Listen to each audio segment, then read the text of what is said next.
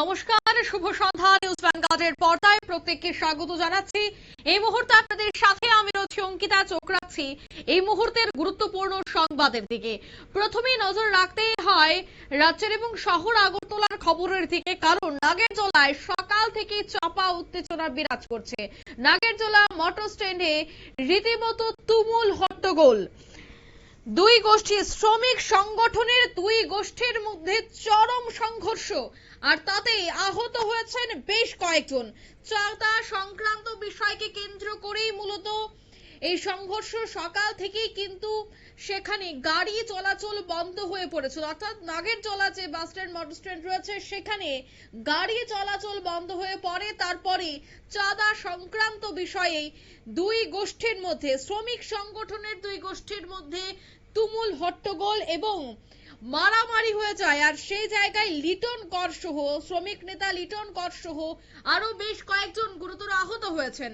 আপনারা সেই ছবি দেখতে পাচ্ছেন, বাঁশ দিয়ে রীতিমতো কিন্তু সেখানে মারামারি হয় এবং মাটিতে লুটিয়ে পড়েন লিটন কর। বেশ কয়েকজন আহত হয়েছেন। লিটন করের কি বক্তব্য ছিল প্রথমে একবার শোনাবো। অভিজিৎ মল্লিক তোলাবাজ, প্রতিদিন শ্রমিকদের শোষণ করার অভিজিৎ মল্লিক একদম বাজে লোক। 56 বাস করেছে আমার বউ, আমি 5টা ভোট দিচ্ছি। আমার বউ 5টা ভোট দিয়ে এসে হাত কাটছে, আমার বউয়ের শরীর কাঁপছে, ভোট দিয়ে এসে এই ভোটে বাস করছে অভিজিৎ মল্লিক। তাই না কোনো জনের প্রতিনিধি না 56 বাস করছে।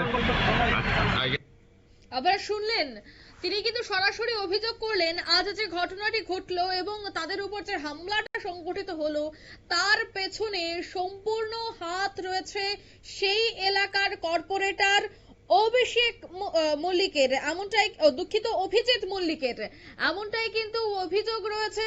তিনি সরাসরি ক্যামেরার সামনে বললেন যে আজ নাগেরজোলা মোটর স্ট্যান্ডে যে মারামারির ঘটনা ঘটলো, এই ঘটনার পেছনে লোক দিয়ে মারা হয়েছে এবং সম্পূর্ণটা ঘটনা সংগঠিত করেছে সেই এলাকার বিধায়ক, দুঃখিত, কর্পোরেটর অভিজিৎ মল্লিক। এই নিয়ে কিন্তু তুমুল হট্টগোল। কি ছিল পরিস্থিতি প্রথমে দেখাবো একবার।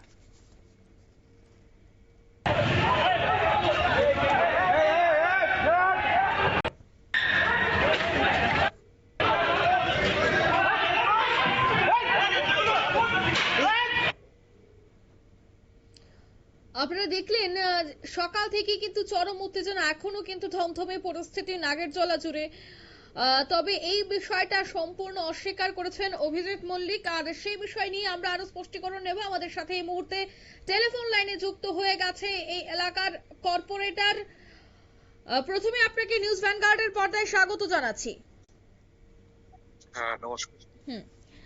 আজ দেখা গেছে যে শ্রমিক সংগঠনের দুই গোষ্ঠীর মধ্যে চরম উত্তেজনা চাঁদা সংক্রান্ত বিষয়ে, এবং সেই জায়গায় শ্রমিক নেতা লিটন কর তিনি সরাসরি অভিযোগ করেন আপনার দিকে যে অভিজিৎ মল্লিক তিনি তোল্লা আদায় করেন আর তার জন্যই এই ঘটনাটি সংঘটিত হয়েছে। আপনার উপর সরাসরি এই অভিযোগ, কি বলবেন? সম্পূর্ণ ভিত্তিহীন কথা এবং একটা বাজে কথা বলা হয়েছে।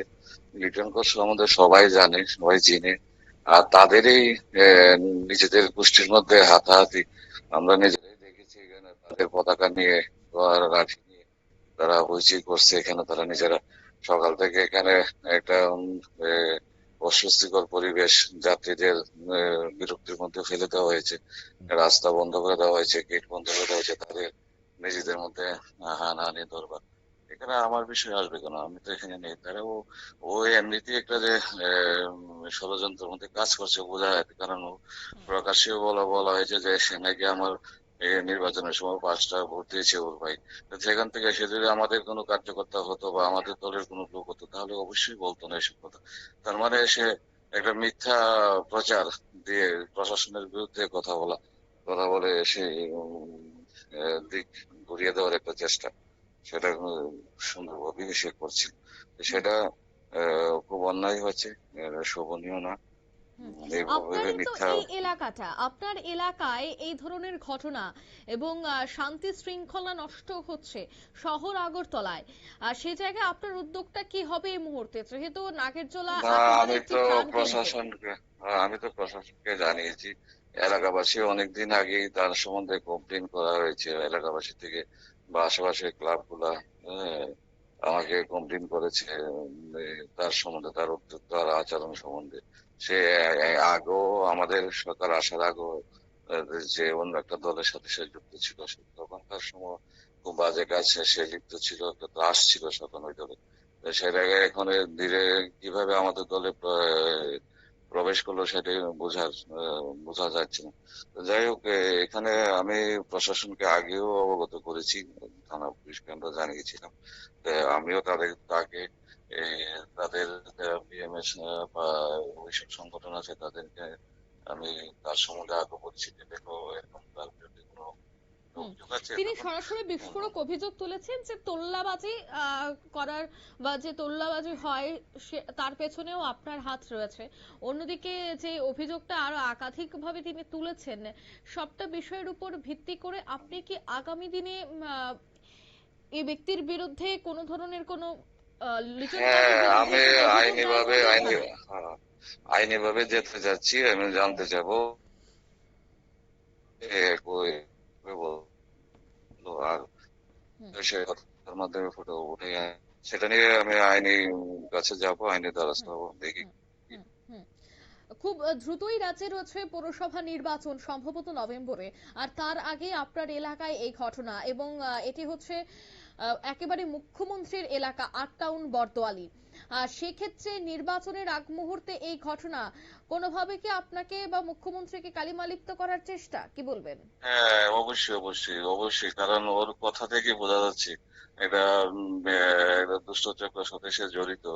কারণ সে প্রকাশ্যে বলেছে যে এখানে নির্বাচনের মধ্যে নাকি ওর স্ত্রী 5টা ভোট দিয়েছে। তো এইভাবে ছাপ্পা ভোট দেওয়া হয়েছে। তো ছাপ্পা ভোট দেওয়া হয়েছে তার মানে কি, তার একটা প্রকাশ্যে বোঝা যাচ্ছে যে এটা ভারতীয় জনতা পার্টি দলের বিরুদ্ধে তার হুম, কর্মকাণ্ড হুম। আপনি আপনি এই বিষয়টা কি রাজনৈতিক করা। ভাবে না আইনগতভাবে লড়াই করবেন? আমি আইনেরও ব্যস্ত হবো, আর পাশাপাশি আমার দল ভারতীয় জনতা পার্টি আছে, ভারতীয় জনতা পার্টির কাছে আমি বিচার চাইবো। হুম, ভারতীয় জনতা পার্টি বিষয়টা দেখবেন তারা। হুম।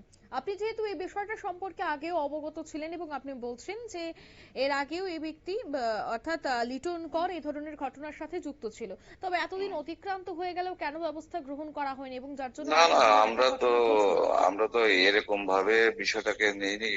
যখন সে বিভিন্ন তার বিরুদ্ধে অভিযোগ আসছে তখন তাকে আমরা তাদের সংগঠনের লোকদেরকে আমরা বলেছি, তো সংগঠন তারা নিশ্চয়ই তাদেরকে সাবধান বাণী শুনিয়েছিল। তারপরে আমরা অনেকটা দেখলাম যে শান্ত, সব ঠিকঠাক চলছে। তো হঠাৎ করে আজকে আবার সেই ঘটনা পুনরাবৃত্তি করার চেষ্টা করছে, আজকে একটু বেশি মাত্রায় করে ফেলেছে। এরকম প্রায়ই আমরা অভিযোগ, আমাদের কাছে অভিযোগ আসে, আমরা অভিযোগ তার বিরুদ্ধে আমরা জানিয়েছি অনেকবার। তাদের যে সংগঠনের মূল কর্তাদেরকে আমরা, আমি নিজেও জানিয়েছি।